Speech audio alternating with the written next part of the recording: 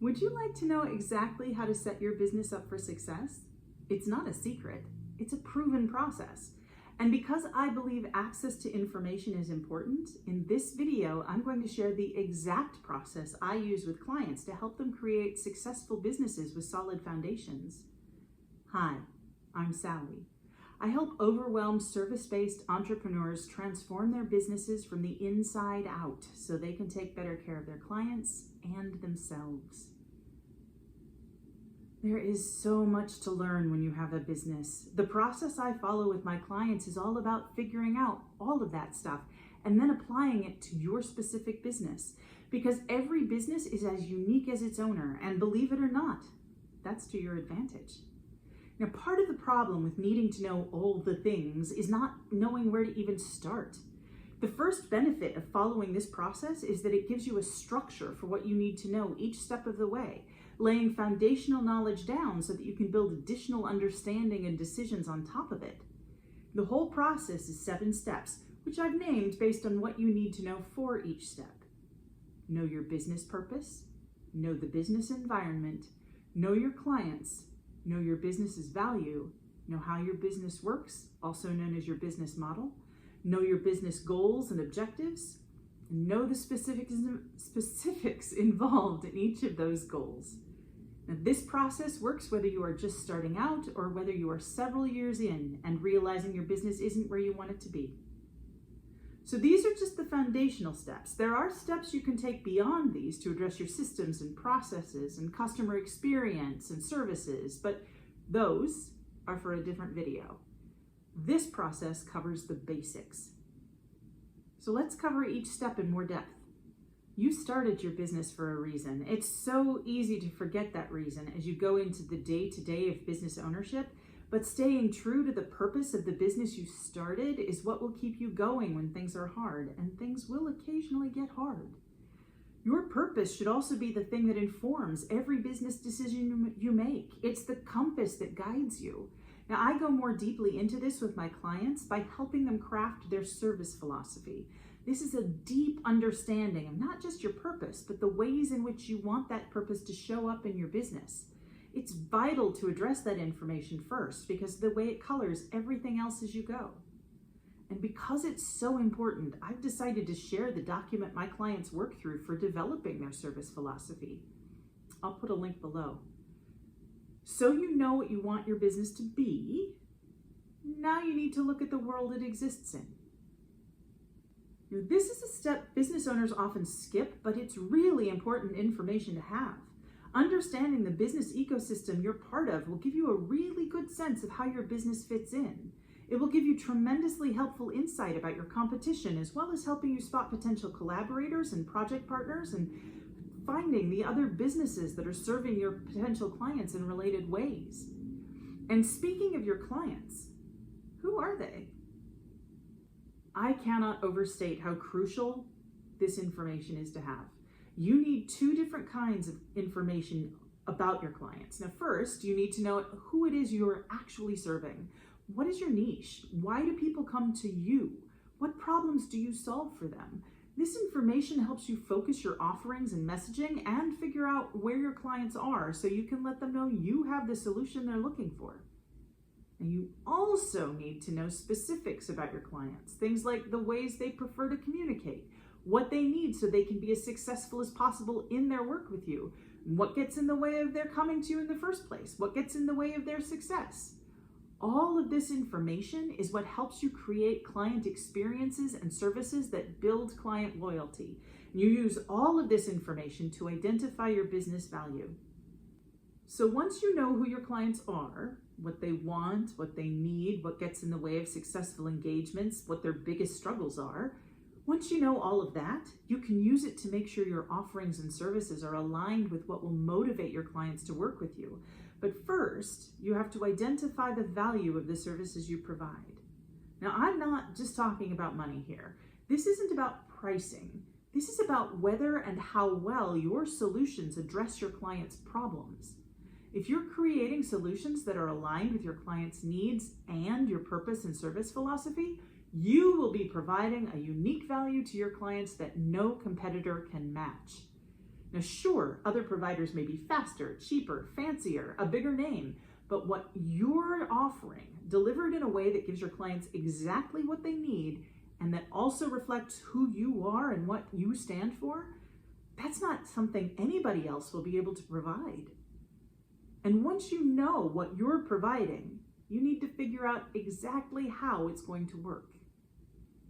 So this is where we get into the businessy parts of the work. It's where a lot of small service providers throw up resistance because it sounds like work, because it feels cold and calculated, it isn't, and because it feels too corporate, not compassionate or human or kind enough.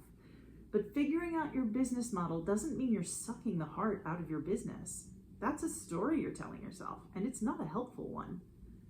For all of the stuff you're working on in the last 3 steps of this process, you are going to need to look at your resistance around money, around business, around success, and anything else you can think of that is keeping you from working on the business of your business. Because resistance here is going to keep you from building a sustainable business that provides you with a steady income and helps as many people as possible. So, let's look at the business model. The business model covers every aspect of your business. It begins, as we have begun, with your service philosophy and then moves on to who your clients are, how they find you, how you communicate with them, and the unique value you provide them. It also looks at the cost of running your business, your revenue sources, key partnerships, equipment, and the very specific ways you provide the solutions you provide for your clients and customers. In the end, you distill all of that down into a 1-page document called the Business Model Canvas, and now you have all that information at your fingertips. Now, do you see how all of the work you did in the first 4 steps fits in here? Your business model is a 1-page view of the reality of your business, and that's invaluable. It also provides the foundation for your next step, identifying your business goals and objectives. All of the work you have done so far in this process has given you a clear view of the business you're running now. And it's probably also prompted some visions of the business it could be. You've most likely identified weaknesses you want to address and also opportunities you want to capture. And this step is pretty simple, but simple doesn't mean you should just fly through it. This is your chance to look at everything you've learned so far and every choice you've made about your business and what you want it to be, and to figure out what needs to change, what needs to end, and what needs to begin. This is your dreaming step, but because of the work you've put in so far, it's an informed dream. So dream the dream, identify the vision, and then make some decisions about what you're going to create and what you're going to change. Because in the next and final step, you're going to get up close and personal with those goals. So this last step is kind of like a business plan, but not a formal business plan, because you're not asking anybody to invest money in your business. If you're looking for investors, I am going to tell you right now that unless you've done it successfully before, you will need somebody to help you create a formal business plan. And for that, you're still going to need to know all of the stuff I've talked about with you in this process. So in this step, you're going to pick one of your business objectives. It doesn't matter which one. And you are going to figure out exactly what it will take to make it real. Because unlike plans to get in shape or take a specific holiday or remodel your kitchen, business goals have to take into account things like laws and regulations and employees and clients and competitors and all of the moving parts that inhabit your business ecosystem. So evaluate that objective in the light of everything you know now about your business and figure out all of the things you need to know, need to have, or need to do to bring it into the world. Look at potential obstacles and opportunities. Think about who might be able to help you with this, and consider all of the things already in place in the business that acting on this plan might affect. And when you think you've thought of everything, run it by someone you trust to make sure you really have included everything. And then make a plan to make it real. Now do this for every single business goal you have. Wow, Sally, this sounds like a lot of work. Yes, it is work, but you don't have to do it alone.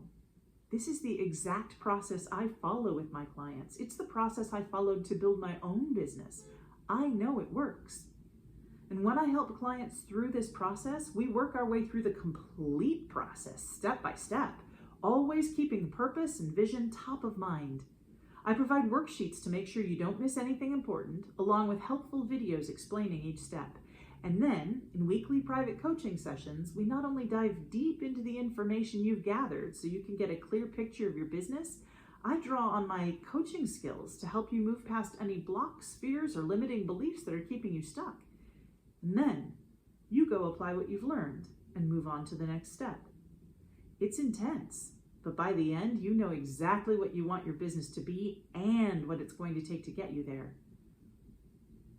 And if that sounds like something you want for your business, schedule an alignment conversation with me. There's a link in the show notes. And if you found this information helpful, please like the video and subscribe to the channel. Please also share the video with a friend or fellow business owner who could use it. And if you want to know how to find the time to transform your business, watch this video about the Eisenhower Matrix.